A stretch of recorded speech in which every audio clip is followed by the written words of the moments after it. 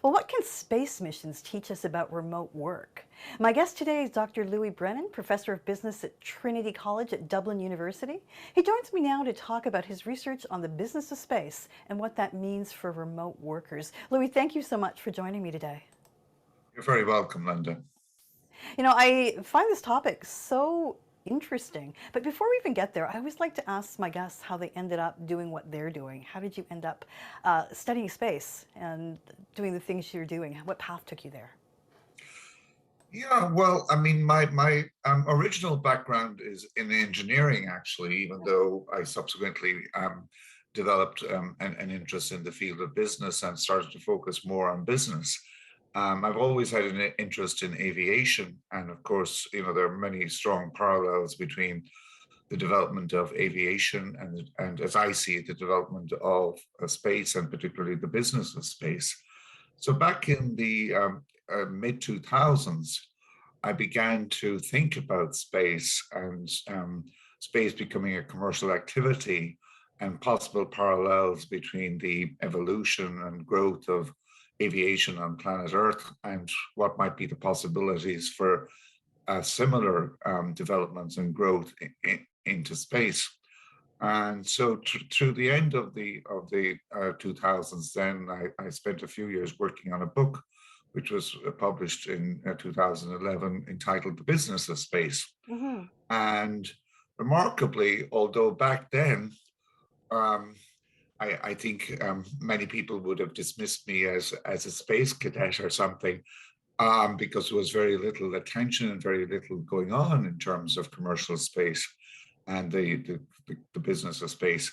Over the past decade, we've seen enormous developments and huge progress in terms of the commercialization of space and growth in the business of space. So I've been gratified in many ways by the fact that many of the things that I envisaged in my book back in 2011 have actually begun to materialize. But the reality is we're only in the early days of the business of space. We've barely started in terms of the business of space. But I see the prospects as being really strong in terms of how it can grow, how it can develop, and ultimately how space can benefit planet Earth and humankind. I think that's whereas space as a curiosity is great, space as a fascination is great, and it certainly, has always been of interest and fascination to us terrestrial beings. Ultimately, it's about how space can benefit planet Earth. And if you think in terms of space as a traditional space, it's provided huge benefits over the decades in terms of new inventions, new technologies, and so on. And I see that continuing. Well, what made you think of the parallels between space and remote work? Yeah, well, oddly enough, back in the late 1990s and early 2000s, I did some work with a colleague in the US, Gina Vega, on what was then known as teleworking. And teleworking wasn't a particular popular endeavor at the time. There were elements of it here and there. We got some funding to do a major study on teleworking, including a major study on the U.S. federal government and teleworking practices and policies there. And then I sort of put it to one side. And of course, then with the pandemic and the rapid transformation to remote working, it came back into focus again, and I began to have conversations with my colleague Tanushree Jain around remote work and so on. And we did some studies, we wrote a few articles, and then we began to see, given my interest in space and our joint interest in remote working, that there actually were strong parallels between the way in which space missions are operated and structured and what's involved in those, particularly for astronauts and for us terrestrial beings, beavering away in our remote cubicles or whatever, in our terrestrial capsules that we call home. So that was the basis then for the origination of our interest in looking at space and space missions and what lessons and insights we could glean from what has been a very successful endeavor in terms of space missions over the decades, and what we could draw from that into the context of remote working. Well, I want to talk about your recommendations because you did write the paper with Dr. Jane in the MIT Sloan Journal. But let's just go back to remote work. Space missions have been very successful. Remote work during the pandemic has been partially successful, correct? Yes, yeah, that's true. Because of course, um, remote working has been a huge disruption, and requires major transformations. So, as individuals, as employees, as staff, we're accustomed to working in the hustle bustle of an office environment where we have, open plan offices, lots of opportunities for social interactions, lots of different activities going on, whether it's going for a coffee with a colleague, heading out to lunch at lunchtime to pick up a sandwich or whatever, having the exhilaration of Friday afternoon TGIF and heading out for Friday evening drinks and so on. So there's all that ongoing activity. If you like, there are routines embedded in traditional work environments that we become accustomed to, that we draw comfort from, that give us a sense of stability, a sense of orientation, and a sense of safety. But fast forward then to the last 18 months and more, suddenly we're stuck at home. We're captives to screens. We don't have the extent by any means of the social interaction that we would have been accustomed to in our traditional work environments. We're in confined spaces. And we have this tendency to see our professional lives and our personal lives suddenly overlap with one another. And we see more and more of our professional lives and our work lives extend into our personal lives. So there's a big change, and that big change hasn't really been planned for. And so what the essence of what we're saying then is that when you look at the traditional work environment, it's very much embedded in a series of routines that we're familiar with and accustomed to. And all of those routines that we've been accustomed to and that have given us a sense of comfort and a sense of orientation and a sense of stability and so on don't exist as we operate as remote workers. So what we're saying then is that it's important from the point of view of managers to think in terms of creating routines for the remote working environment and for remote colleagues and remote staff. Well, you have specific recommendations, and you use the term, let's see if I can get this right, zeitgeist, that you have to create those. How do companies, Yes. what is that, and how do companies help with that? Well, zeitgeist are essentially the environmental cues that if you like, regulate our circadian rhythms. So you think in terms of sunlight, you think in terms of darkness, you think in terms of different activities that we engage in, and they give us a sense of time. They also, if our zeitgeist are present, they give us a sense of comfort, a sense of positioning. And so when those zeitgeist no longer are available to us, it causes discomfort, it can cause us some anxiety, and ultimately it can affect our work performance. So if you think in terms of astronauts in space, many of the natural zeitgeist that they would be accustomed to in their daily lives on planet Earth are no longer available to them, or are available to them in very restricted, limited ways. So what we're saying then is that as far as managers are concerned, it's important for them to manufacture zeitgeist so that that sense of positioning, that sense of if you like, the passage of time can be restored. Because one of the things that's often commented on in terms of remote working and by remote workers is they lose that sense of time. The days seem to follow one another, and people say, well, what day of the week it is? What day of the week is it? We don't know. Is it Monday or Tuesday or Wednesday or whatever? And then we find, traditionally in the traditional environment, there was a big passage between the week and the weekend. Increasingly, what we've seen with remote working is we've seen that the concept of the weekend has almost disappeared, and people don't have that sense of what day of the week it is. They've lost that weekend effect, and so they've become disoriented. So for that reason, then, when we look at space missions, we see that absent many of the natural zeitgeist that astronauts will be accustomed to on planet Earth, they've developed their own in terms of, for example, dining together, in terms of engaging in recreational activities together, in terms of marking holidays, in terms of regular conversations with family via audio or video or whatever.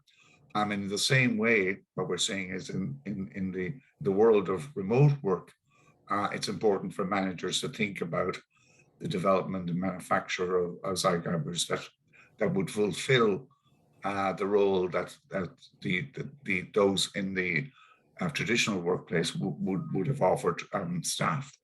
Are there examples of companies doing this? Oh yes. I mean, we've looked at largely technology companies, and so we see, for example, companies holding regular town hall meetings. We see companies holding virtual coffee mornings, that type of thing. We see, for example, when companies have a successful sale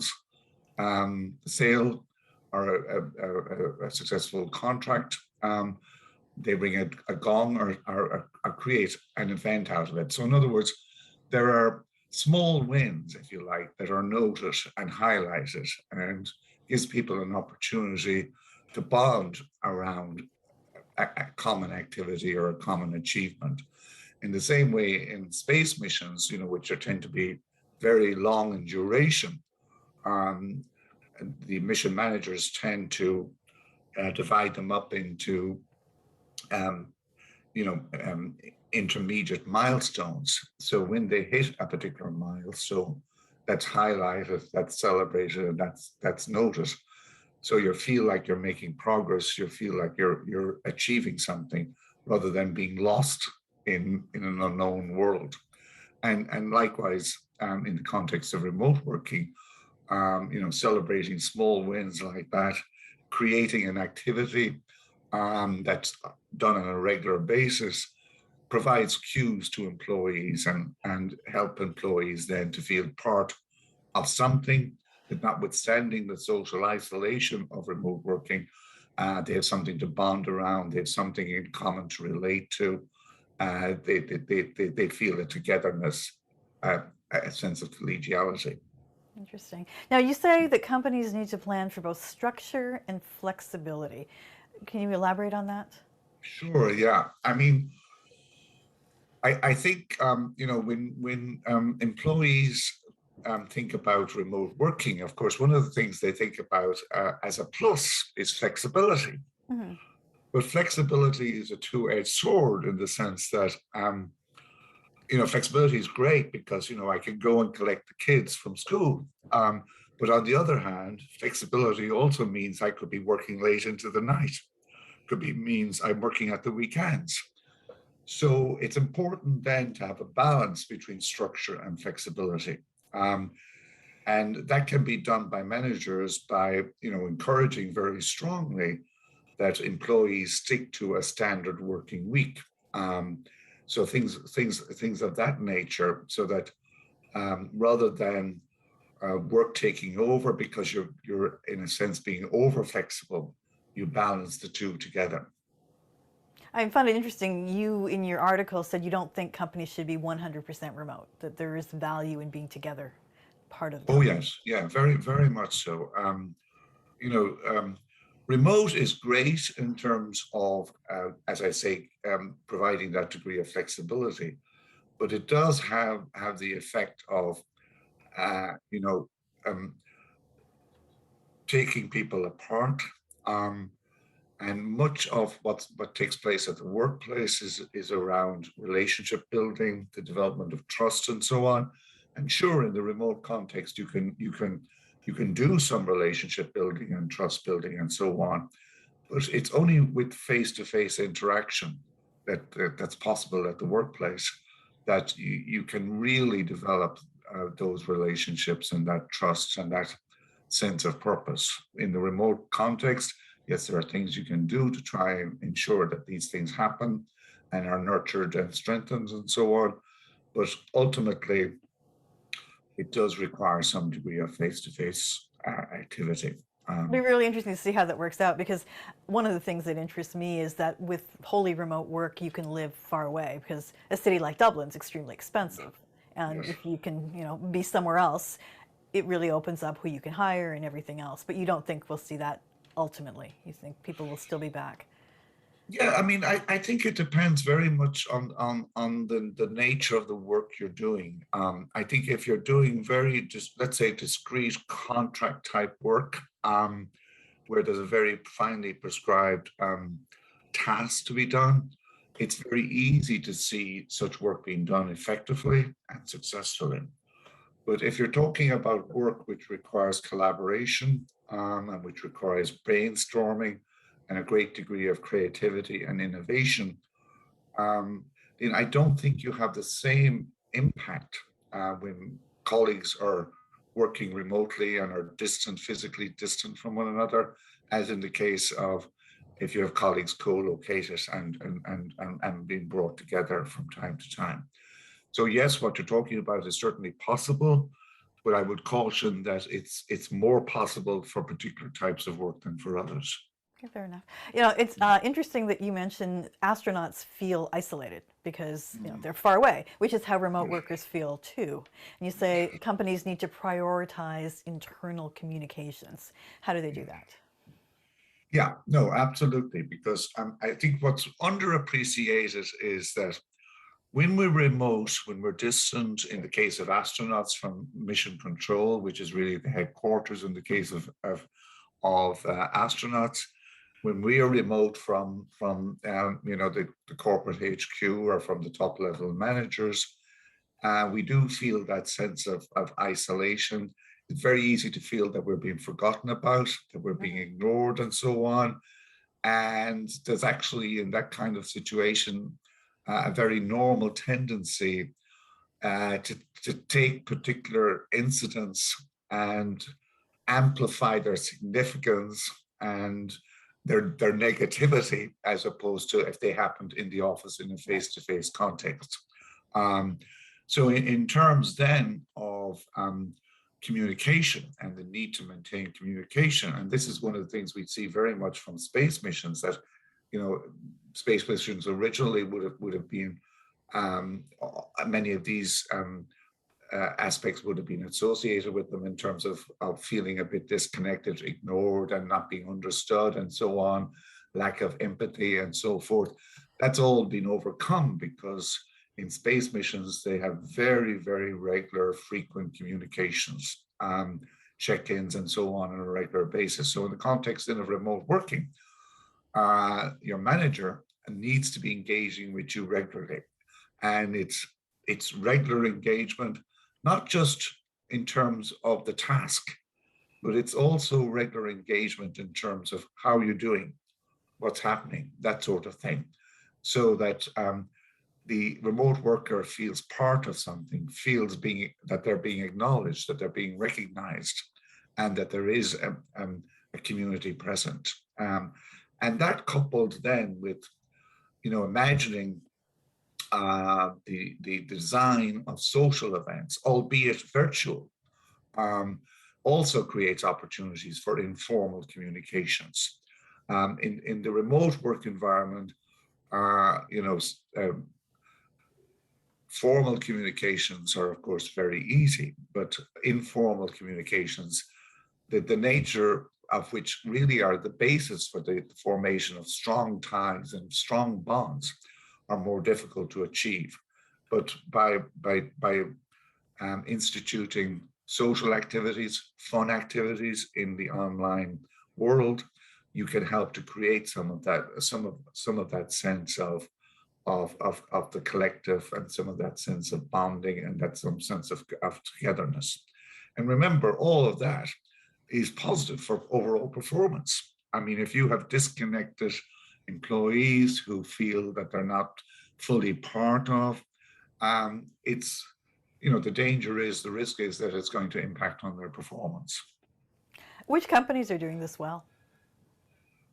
There's some in the tech sector. I mean, I'd particularly single out Salesforce, which has a very enlightened approach, actually, to this new world of remote working. I mean, one example is the way it goes out of its way to bring new employees on board, albeit much of this is taking place remotely and virtually. But they have a very conscious, very deliberate plan in place, and a set of activities that are very purposeful in terms of bringing in the new employee, forging relationships, gaining trust, and so on, and making them feel part of, as opposed to not really part of. So I would mention them as particularly impressive in that respect. Interesting. Okay, so let's look to 2022. Remote work isn't going anywhere. Some companies want it to continue, some don't, but they're not really willing to say we're done yet. What are the most important things for organizations to be thinking about? Okay, well, I think overall, what's most important is for organizations to appreciate the huge disjunction that's taken place. That all of those routines that we were accustomed to in the traditional workplace, and which became disrupted and which we've lost, and because of the overnight change from the traditional workplace to remote working, you know, were forgotten about. That the imperative really is to ensure on the part of managers that new routines are put in place. And whether that has to do with the development of zeitgeist, or the balancing of structure and flexibility, and the way all of that is organized, or the constant internal communications between managers and their staff. All of that helps in terms of ensuring that the remote workforce are a happier, more productive workforce, and that overall performance is maintained, if not improved. Um, what I would highlight really is the need to have routines in place so that remote workers don't feel that sense of disorientation, don't feel that sense of isolation that is oftentimes a part and parcel of remote working. Louis, thank you so much for talking to me today. Thank you. Dr. Louis Brennan is professor of business at Trinity College.